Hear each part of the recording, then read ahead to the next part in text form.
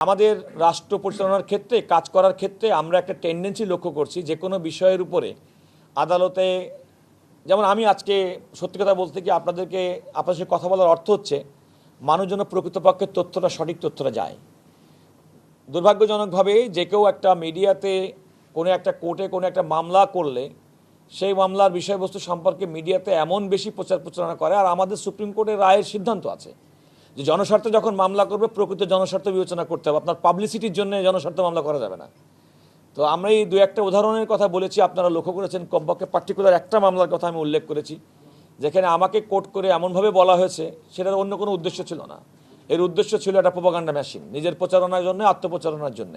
সুতরাং আত্মপ্রচারণার জন্য যারা জনস্বার্থকে ঢাল হিসেবে ব্যবহার করবেন, আমার বিরোধিতা ছিল তাদের বিরুদ্ধে। যারা প্রকৃতপক্ষে জনগণের জন্য, জনকল্যাণের জন্য জনস্বার্থে মামলা নিয়ে আসবেন তাদেরকে আমরা ওয়েলকাম করব। কিন্তু জনস্বার্থ মামলার নামে যারা প্রোপাগান্ডা মেশিন, নিচের প্রচারণার জন্য, নিজের ব্যক্তি এবং সংগঠনের প্রচারণার জন্য যারা কাজ করবেন তাদের বিরুদ্ধে আমাদের প্রতিবাদ থাকবেই সবসময়। দুর্ভাগ্যজনকভাবে যে বাংলাদেশে বেশ কিছু শিশুর মৃত্যুর ঘটনা ঘটেছে এবং আজকে সুপ্রিম কোর্টের হাইকোর্ট বিভাগের একটি বেঞ্চে দুটি রিট পিটিশনে হাম সংক্রান্ত বিষয়ে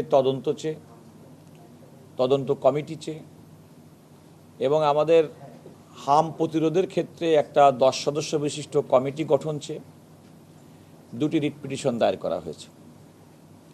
এই দুটি রিট পিটিশনে যে আদেশ দিয়েছে সেটা আমি পরে বলছি। তবে রাষ্ট্রের পক্ষ থেকে তাৎক্ষণিকভাবে আমি মাননীয় মন্ত্রী এবং স্বাস্থ্য বিভাগের সচিবের সঙ্গে কথা বলেছি এবং এই বিষয়ে সরকারের গৃহীত যে পদক্ষেপ সে সম্পর্কে আমি জানার চেষ্টা করেছি এবং আমি আপনাদের সঙ্গে সে কথা শেয়ার করতে চাই। সর্বশেষ যে তথ্য অনুযায়ী তিনি আমাকে যেটা বলেছেন, এই হামের টিকাগুলো দেওয়ার পরিপ্রেক্ষিতে যে ডেভেলপমেন্ট হয়েছে শিশুদের মধ্যে, তার পরিমাণ প্রায় 95% উপরে।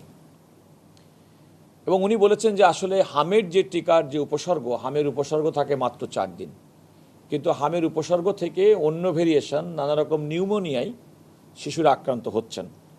সে বিষয়টি বিবেচনায় নিয়ে মন্ত্রণালয়ের পক্ষ থেকে, সরকারের পক্ষ থেকে যেমন টেকনিক্যাল কমিটির সুপারিশ মোতাবেক তারা কাজ করছেন, এর বাইরেও শিশুদের বিষয়ে 10 জন বাংলাদেশের প্রখ্যাত শিশু বিশেষজ্ঞকে নিয়ে স্বাস্থ্যমন্ত্রী, প্রতিমন্ত্রী, সচিব সহ তাদের পরামর্শ গ্রহণ করেছেন যে শিশুদের সুরক্ষার জন্য আর কি করা প্রয়োজনীয়। আমাকে সরকারের পক্ষ থেকে সচিব সাহেব জানিয়েছেন যে UNICEF, world health organisation, Gavi এবং অন্যান্য আন্তর্জাতিক সংস্থার সঙ্গে শুধুমাত্র দেশীয় টেকনিক্যাল কমিটি না, আন্তর্জাতিক বিশেষজ্ঞদের পরামর্শ মোতাবেক সরকার হামের প্রাদুর্ভাব যেটা হয়েছে সেটাকে কমিয়ে আনা, নির্মূল করা এবং ভবিষ্যতের ক্ষেত্রে ধরনের কোনো পরিস্থিতি তৈরি না হয়, অন্তত কোনো টিকা সংকটের কারণে, সে ব্যাপারে সরকার প্রয়োজনীয় ব্যবস্থা গ্রহণ করেছেন। ওনারা একটা অন্তর্বর্তীকালীন আদেশ চেয়েছেন এবং সরকারের পক্ষ থেকে আমি অ্যাটর্নি জেনারেল হিসেবে রাষ্ট্রের পক্ষ থেকে বলেছি যে সরকারের গৃহীত কার্যক্রম সম্পর্কে আদালতকে আমাদের রিপোর্ট দিতে কোনো বাধা নেই এবং আমরা সেটা দেব।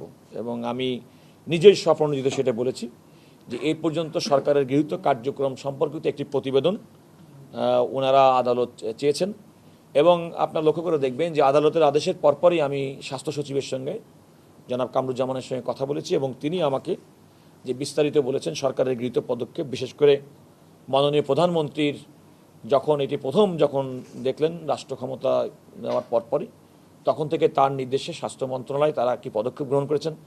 তারা ইউনিসেফ, ওয়ার্ল্ড হেলথ অর্গানাইজেশন, দেশীয় বিশেষজ্ঞ তাদের সঙ্গে নিয়মিত যোগাযোগ রাখছেন, তাদের পরামর্শ শুনছেন এবং ডাইরেক্ট প্রক্রিউটমেন্ট পদ্ধতিতে, অর্থাৎ প্রচলিত ধারা যে দরপত্রের বাইরে গিয়ে সরাসরি 600 কোটি টাকার ভ্যাকসিন সংগ্রহ করেছেন, যেটি ব্যবহার শুরু হয়েছে এবং তার ফলাফলও আমরা সরকারের পক্ষ থেকে, রাষ্ট্রের পক্ষ থেকে পাওয়া শুরু হয়েছে।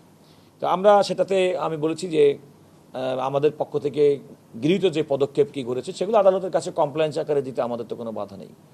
এবং আমি মনে করি যে আদালত যে রুলগুলো ইস্যু করেছেন সেগুলো আমরা সময়ে জবাব দিব। তবে যেহেতু এই অন্তর্বর্তীকালীন সরকার যে পরিস্থিতিতে এই হামের টিকার বিষয়টি গ্রহণ করেছেন, বর্তমান যে নির্বাচিত সরকার, পূর্ববর্তী অন্তর্বর্তীকালীন সরকারের কাছ থেকে। তো সেক্ষেত্রে তারা আসার সঙ্গে সঙ্গে যে পদক্ষেপ গ্রহণ করেছেন তার পরিপ্রেক্ষিতেই বলা যায় যে যেটা মহামারী আকারে ছড়িয়ে যাওয়ার একটা আশঙ্কা আমরা দেখছিলাম, সেটা হয়তো আর সেখান থেকে সরকার সেটাকে নিয়ন্ত্রণে আনতে সক্ষম হয়েছে দ্রুততম সময়ের মধ্যে, এবং তাদের সফলতার রেট আজকে পর্যন্ত প্রায় 95%।